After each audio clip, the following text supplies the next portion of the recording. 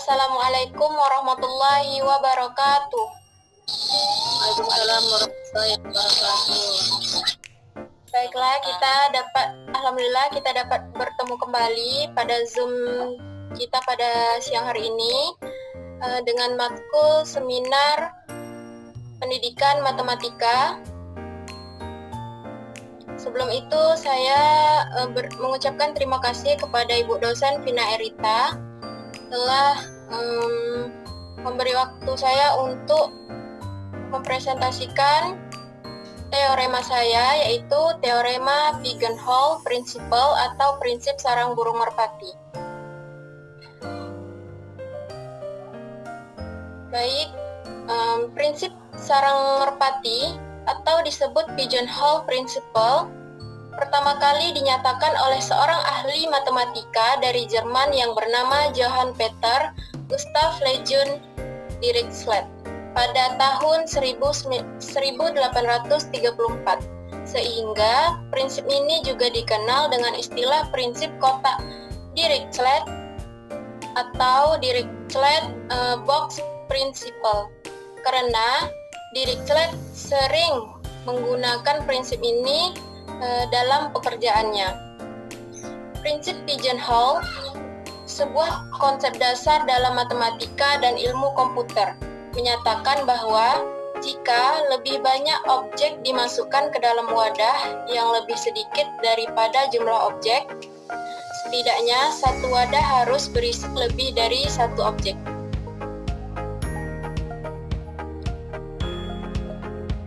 Konsep dasarnya.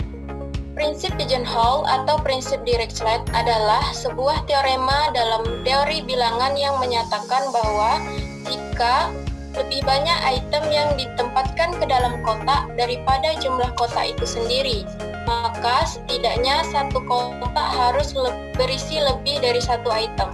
Dalam bahasa sehari-hari, jika Anda memiliki lebih banyak merpati daripada lubang merpati atau kotak merpati, setidaknya satu lubang atau kotak tersebut harus menampung 2 atau lebih merpati. Baik, selanjutnya yang pertama kita menjelaskan dulu apa itu teorema sarang merpati. Teorema sarang merpati, Pigeonhole Principle dalam teori bilangan. Teorema ini dapat diterapkan dalam berbagai situasi yang melibatkan bilangan. Misalnya, jika ada 13 siswa di sebuah kelas dan hanya ada 12 bulan dalam setahun, maka setidaknya ada 2 siswa yang lahir di bulan yang sama. Untuk lebih paham, saya berikan contoh. Jika 5 merpati ditempatkan ke dalam 4 kandang, maka satu kandang harus berisi setidaknya 2 merpati. Penerapan ini saya jelaskan dalam suatu himpunan bilangan bulat. Jika kita memilih n tambah 1 bilangan dari himpunan 1 sampai dengan 2n, maka pasti ada 2 bilangan di antaranya yang salah satunya habis membagi yang lain.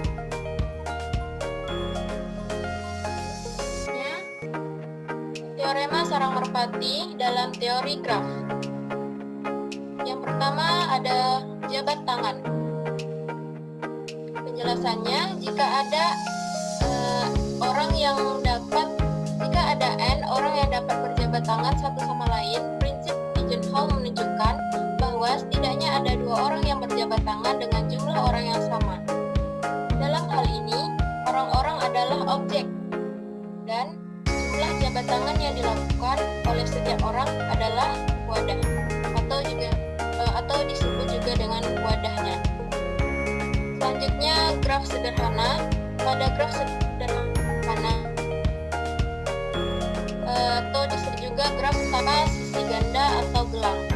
Jika ada n simpul, derajat setiap simpul bisa berkisar antara 0 hingga n kurang 1. Namun, jika ada n simpul, hanya ada n kurang 1 kemungkinan nilai derajat. Dengan menerapkan prinsip Pigeonhole, dapat disimpulkan bahwa setidaknya ada 2 simpul dengan derajat yang sama. Materi selanjutnya tentang graf lengkap. Pada graf lengkap, graf di mana setiap simpul terhubung ke semua simpul lainnya. Prinsip pigeonhole dapat digunakan untuk menunjukkan bahwa ada simpul dengan derajat yang sama. Contoh penerapannya misalnya, jika ada 5 orang dan mereka saling berjabat tangan, prinsip pigeonhole menyatakan bahwa setidaknya ada 2 orang yang berjabat tangan dengan jumlah orang yang sama. Ini karena setiap orang yang bisa berjabat tangan dengan 0, 1, 2, 3, atau 4 orang lainnya. Karena ada 5 orang dan hanya ada 5 kemungkinan jumlah jabat tangan. Setidaknya 2 orang harus berjabat tangan dengan jumlah yang sama.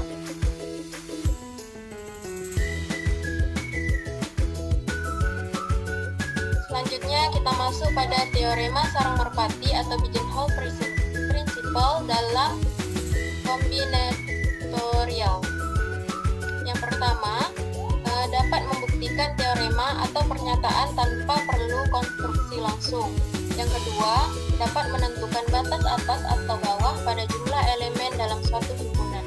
Yang kedua, dapat menyelesaikan masalah yang melibatkan distribusi objek ke dalam kategori. Selanjutnya, teorema sarang merpati, pigeonhole principle dalam ilmu komputer. Yang pertama, analisis algoritma. Prinsip ini dapat digunakan untuk membuktikan bahwa beberapa algoritma tertentu pasti akan menghasilkan duplikat atau menghasilkan hasil yang sama untuk input yang berbeda, jika jumlah input lebih banyak dari jumlah output yang mungkin. Selanjutnya, pada jaringan komputer. Dalam jaringan, prinsip pigeonhole principle ini dapat digunakan untuk menunjukkan bahwa ada kemungkinan tabrakan alamat jika ada lebih banyak perangkat yang terhubung daripada alamat yang tersedia. Ini juga dapat digunakan untuk menganalisis kinerja hashing, di mana banyak input dapat dipetakan ke satu output, slot dalam tabel hash. Selanjutnya ada kriptografi. Nah, prinsip pigeonhole dapat digunakan dalam konteks keamanan untuk menunjukkan bahwa jika kita memiliki kunci enskripsi yang lebih sedikit daripada pesan yang akan dienkripsi, maka ada kemungkinan 2 pesan akan dienkripsi dengan kunci yang sama, yang dapat menyebabkan kerentanan. Selanjutnya, pada kompresi data. Prinsip ini menunjukkan bahwa jika kita mencoba mengompres data, beberapa informasi mungkin hilang jika ukuran data terkompresi lebih kecil dari data asli. Selanjutnya, pada pemrosesan data. Prinsip ini membantu dalam memahami batasan dalam pemrosesan data, di mana jumlah data yang diproses mungkin melebihi sumber daya yang tersedia, misalnya memori, menyebabkan beberapa data harus diabaikan atau diproses dengan cara yang tidak optimal. Contoh sederhana yang dapat saya kasih yaitu jika Anda memiliki 101 siswa di sebuah kelas dan hanya ada 100 kursi, maka setidaknya ada 2 siswa yang harus berbagi kursi yang sama. Kita masuk pada sejarah prinsip sarang merpati pigeonhole principle. Prinsip sarang merpati pigeonhole principle dikemukakan oleh seorang matematikawan yang berasal dari Jerman, yaitu Johann Peter Gustav Lejeune Dirichlet pada tahun 1834. Sehingga prinsip sarang merpati juga disebut dengan prinsip kotak atau laci Dirichlet. Prinsip pigeonhole berawal dari permasalahan jumlah burung merpati dan sarangnya. Pada hakikatnya, prinsip ini mengatakan bahwa sejumlah burung ditangkar dalam sebuah sangkar atau sangkar. Jika banyaknya burung melebihi banyaknya sangkar, maka terdapat paling sedikit satu sangkar yang memuat lebih dari 2 ekor burung merpati. Kita masuk pada pembahasan teorema 1.1. Prinsip pigeonhole jika n atau lebih merpati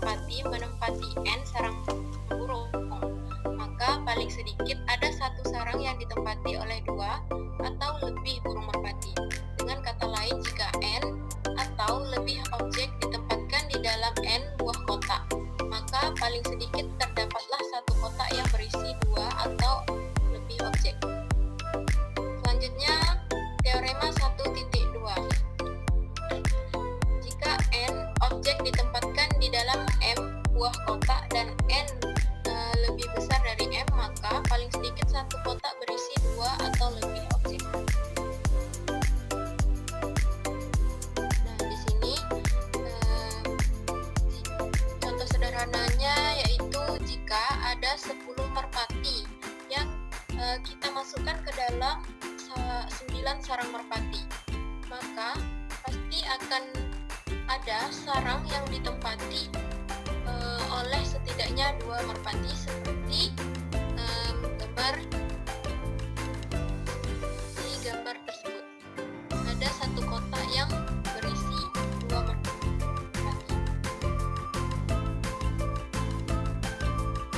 Selanjutnya, prinsip sarang merpati yang diperumum.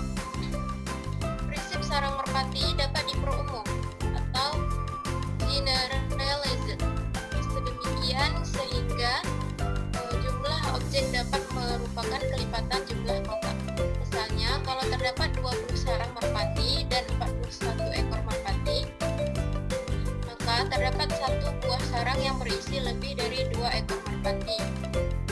Teoremanya, prinsip umum sarang merpati misalnya M adalah bilangan bulat positif jika terdapat M objek yang akan diletakkan pada N kotak, maka paling sedikit akan terdapat satu kotak yang berisi M kali N objek. Selanjutnya kita masuk pada aplikasi prinsip sarang merpati. Prinsip sarang merpati ini bisa diaplikasikan pada sains komputer. Salah satunya yaitu hash collision. Hash collision terjadi apabila dua data atau lebih menghasilkan hash yang sama.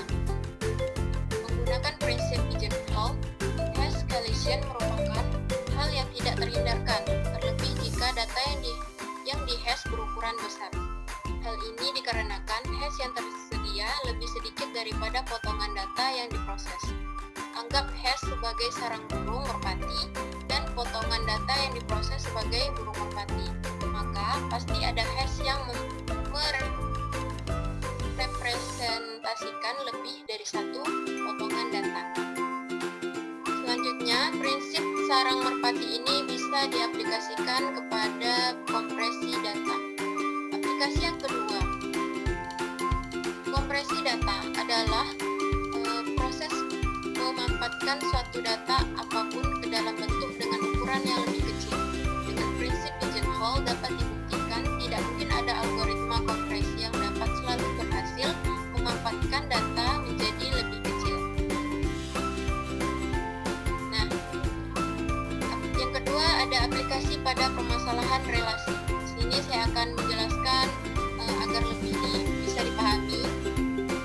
Sebagai contoh, jika terdapat 50 orang dalam sebuah ruangan dan sebagian dari mereka berteman satu dengan yang lain dan sebagiannya tidak berteman, maka dengan prinsip pigeonhole kita bisa menunjukkan bahwa paling sedikit pasti ada 2 orang yang mempunyai jumlah teman yang sama.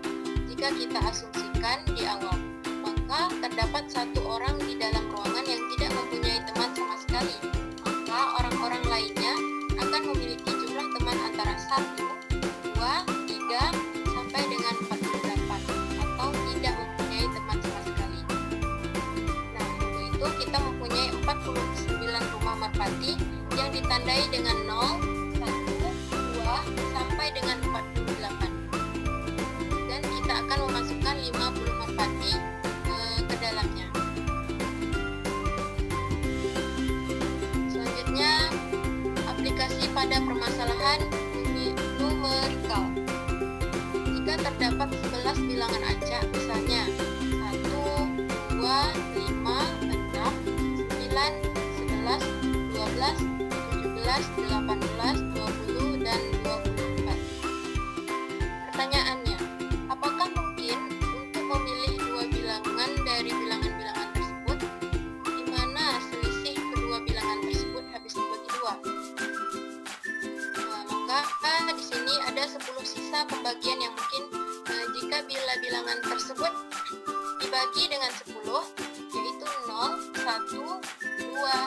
3 sampai 9, sedangkan kita mempunyai 11 bilangan. Jika kita menganggap sisa pembagian sebagai rumah merpati dan 11 bilangan acak sebagai merpati, maka dengan prinsip pigeonhole pasti terdapat paling sedikit 2 bilangan yang mempunyai sisa yang sama dari pembagian terhadap 10. Dua angka inilah yang bila diselisihkan, selisihnya akan habis dibagi 10. Selanjutnya, aplikasi pada permasalahan geometri. Nah, prinsip pigeonhole dapat digunakan dalam pembuktian masalah-masalah geometri. Berdasarkan prinsip pigeonhole, bila 6 titik ditempatkan pada persegi panjang tersebut, maka ada satu bagian yang setidaknya memuat 2 titik. Maka dari itu, terbukti bahwa 2 dari 6 titik dalam persegi panjang 3 kali 4 berjarak tidak lebih dari akar 5. Karena jarak maksimum dalam satu bagian pada persegi panjang tersebut adalah akar 5. Selanjutnya, aplikasi pada trik kartu kombinatorik. Di sini kita akan membahas contoh soal lagi. Misal, asisten pesulap mendapat kartu 3 hati, 5 waru, 6 keriting, 7 hati, dan 2 ubin. Maka kartu yang disembunyikan antara 3 hati atau 7 hati, karena jarak 3 ke 7 adalah 4. Jarak 7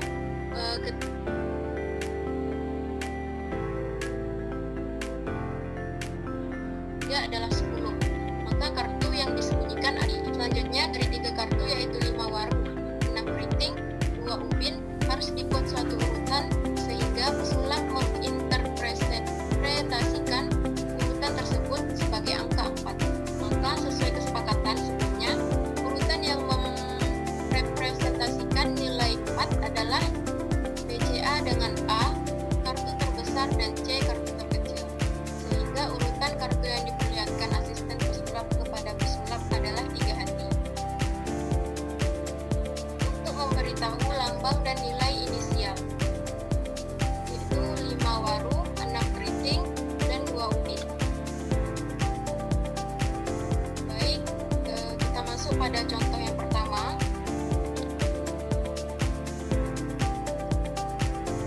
Pada kasus umum, merpati bisa diganti dengan objek dan sarang merpati diganti dengan perlakuan atau penempatan. Yang pertama, dari 3 orang yang mengambil mata kuliah seminar pendidikan matematika, pasti ada 2 orang berjenis kelamin yang sama. Dan yang kedua, dari 13 orang yang mengambil mata kuliah seminar pendidikan matematika, pasti ada 2 yang mempunyai bulan lahir yang sama. Nah, di sini dapat saya jelaskan terlebih dahulu, karena 1 tahun itu mempunyai 12 bulan. Jadi otomatis pasti ada 1 bulan mempunyai 2 orang yang mengambil mata kuliah seminar pendidikan yang sama, pendidikan matematika yang sama. Selanjutnya, jika ada 367 orang dalam satu ruangan, maka paling tidak ada 2 yang mempunyai tanggal lahir yang sama. Contoh yang selanjutnya, jika 6 bilangan bulat dipilih dari 1, 2, 3, 4, 5, 6, 7, 8, 9, dan 10, maka ada 2 bilangan yang jumlahnya adalah 11. Bukti dari soal ini yaitu, yang pertama, pasangan bilangan yang jumlahnya 11 dapat kita tulis terlebih dahulu, yaitu ada 1,10, 2,9, 3,8, 4,7, dan 5,6. Dapat kita lihat ada 5 pasang bilangan yang setiap pasangnya berjumlah 11. Selanjutnya, dari 6 bilangan yang dipilih pasti ada 2 bilangan yang berpasangan. Nah, dapat kita lihat kembali terbukti bahwa ada 2 bilangan yang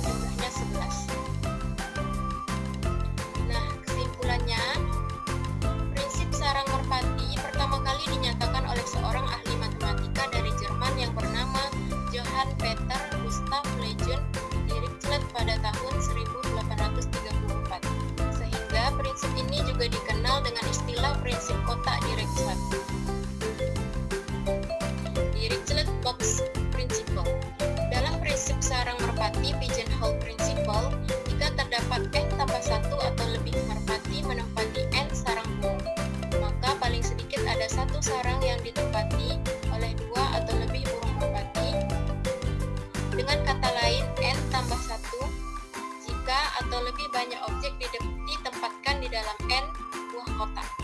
Maka paling sedikit terdapatlah satu kotak yang berisi 2 atau lebih objek. Sekian, terima kasih. Sudah selesai presentasi teorema saya. Bagi teman-teman yang ingin bertanya, saya persilahkan.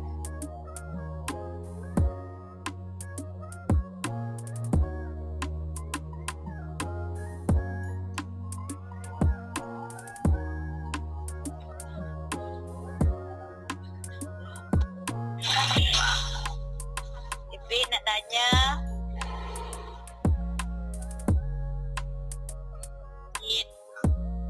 Boleh Kak, boleh silakan bertanya kepada Kak Desi Putri. Assalamualaikum warahmatullahi wabarakatuh. Assalamualaikum warahmatullahi wabarakatuh. Baik, bertanya Fitrianisi tentang teorema Salamurpati. Pertanyaan kakak, bagaimana penerapan teorema Pigeon-Colt dapat menjelaskan fenomena kelompok orang di mana dalam satu kelompok minimal terdapat 2 orang yang memiliki ulang tahun pada bulan yang sama. Apakah ada batasan tertentu pada jumlah orang yang harusnya ada dalam kelompok tersebut? Sekian, terima kasih.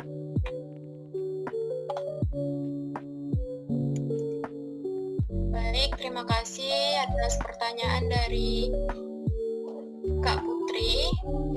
Apakah ada yang lain ingin bertanya? Dipersilakan.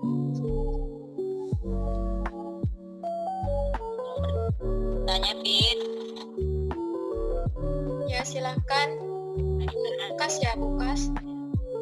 Terima kasih atas waktunya. Tanya. Dengan teorema yang disampaikan itu katanya jelaskan lebih lanjut penerapannya pada permasalahan kombinatorik lainnya. Baik, terima kasih atas pertanyaannya, Bu Kasyanti. Terima kasih. Apakah ada yang ingin bertanya lagi?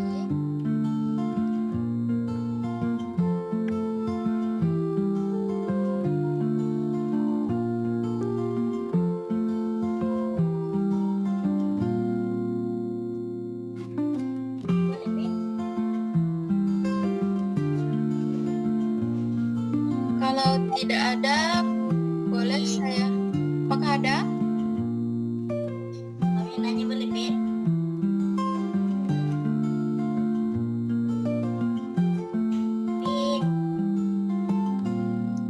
Iya, Joy. Oke, terima kasih atas Fit. Pertanyaan kami, apakah ada keterbatasan dalam penerapan teorema Bernoulli? Kapan teorema ini tidak bisa diterapkan? Terima kasih.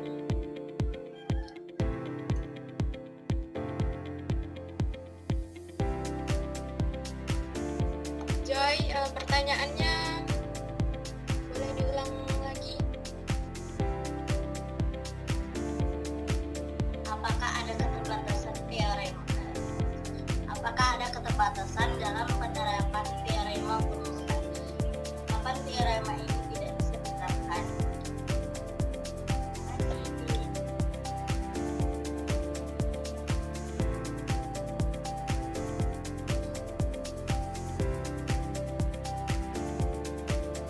Oke, terima kasih Joy. Sebentar ya.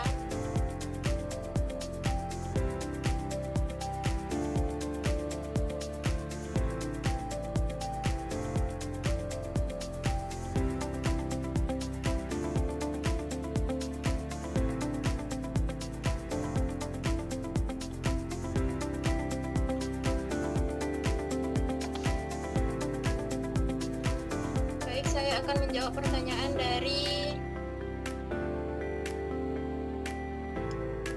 Kak Putri. Pertanyaannya yaitu bagaimana penerapan teorema Pigeon-Hole dapat menjelaskan fenomena atau kelompok orang di mana dalam satu kelompok minimal minimal terdapat 2 orang yang memiliki ulang tahun pada bulan yang sama. Apakah ada batasan tertentu pada jumlah kotak yang harus ada dalam kelompok tersebut?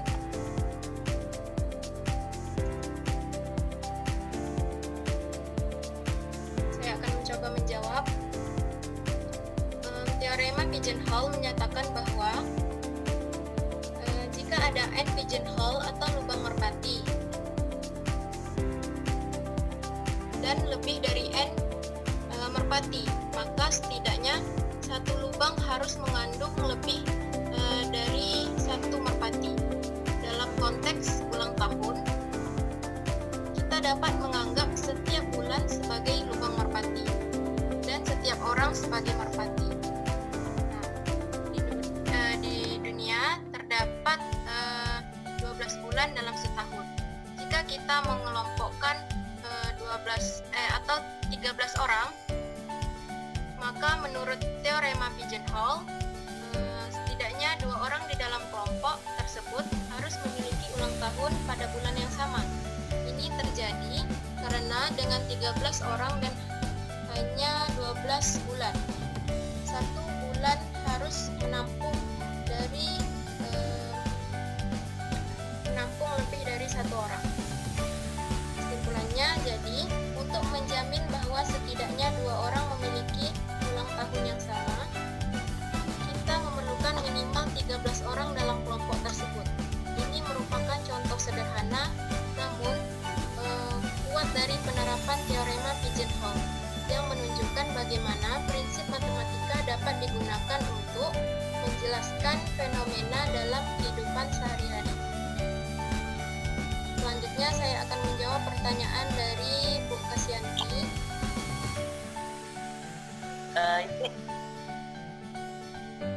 Ya, aku. Baik, terima kasih untuk jawabannya, Fitrian ini.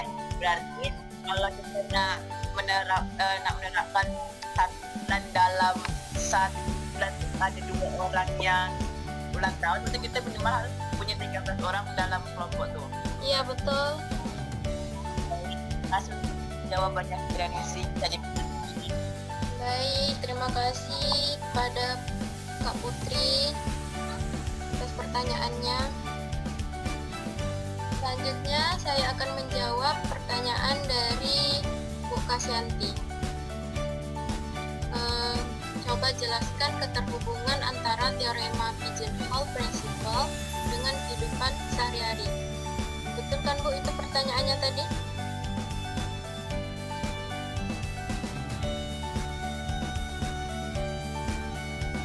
Salah ya?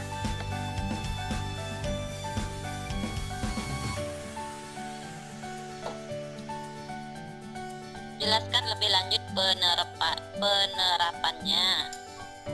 Menerapkan teorema yang disampaikan pada permasalahan komunitaris.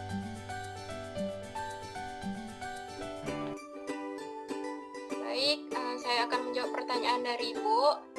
Pertanyaan tersebut,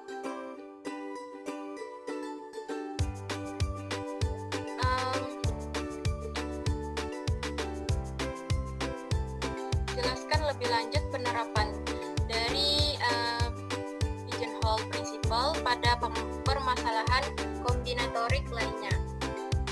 Nah, di sini saya akan memberikan contoh pada tanggal lahir. Masalahnya jika ada 23 orang di sebuah ruangan, buktikan bahwa kemungkinan 2 orang memiliki tanggal lahir yang sama. Ini adalah lebih dari 50%. Penerapannya atau jawaban yang bisa saya simpulkan, dalam setahun kan terdapat 365 hari, atau bisa kita bayangkan dengan kotak. Selanjutnya, jika kita memiliki 23 orang atau objek dan ingin menunjukkan bahwa setidaknya 2 di antara mereka memiliki tanggal lahir yang sama, kita gunakan teorema pigeonhole principle.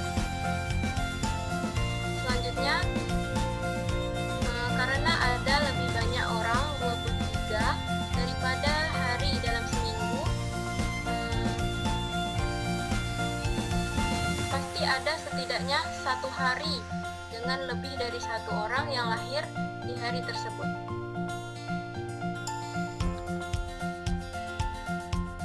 Apakah untuk lebih jelasnya saya menggunakan contoh kombinasi warna. Seperti soal ini, dalam masalah sebuah kotak terdapat 6 warna cat dan kita ambil 8 kaleng cat. Pastikan bahwa kita akan mendapatkan setidaknya 2 kaleng dengan warna yang sama. Jawabannya, warna cat dianggap sebagai kotak dan 8 kaleng objek dan hanya 6 warna. Pasti ada setidaknya 1 warna yang muncul lebih dari 1 kali. Kesimpulannya, teorema pigeonhole principle sangat berguna dalam berbagai konteks kombinatorik, seringkali membantu dalam membuktikan eksistensi atau keberadaan sesuatu dalam kumpulan yang lebih besar. Ini menunjukkan bahwa prinsip sederhana dapat memiliki aplikasi yang luas dan mendalam pada pemecahan masalah. Baik, itu penjelasan dari pertanyaan Ibu Kas, apakah bisa dipahami?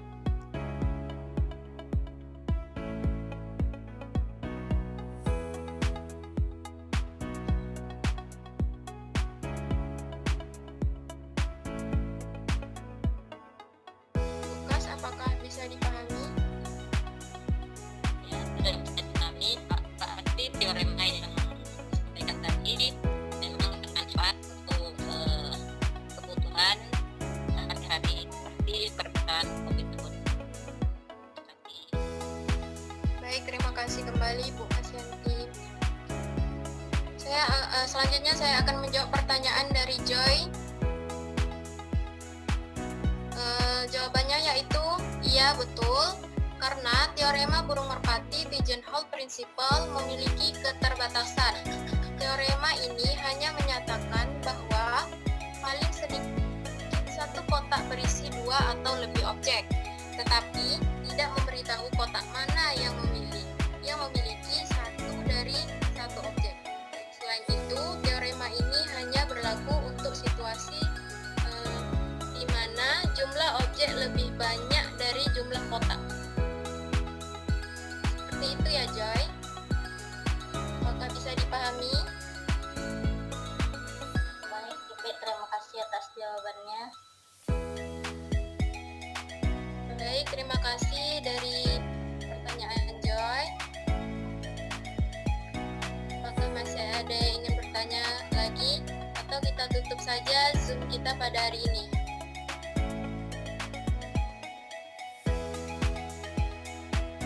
Kita tutup saja ya. Alhamdulillah, sudah selesai presentasi saya. Hari ini saya mengucapkan terima kasih kepada teman-teman yang sudah berpartisipasi pada Zoom hari ini. Saya akhiri dengan wabillahi taufik wal hidayah. Wassalamualaikum warahmatullahi wabarakatuh. Waalaikumsalam warahmatullahi wabarakatuh.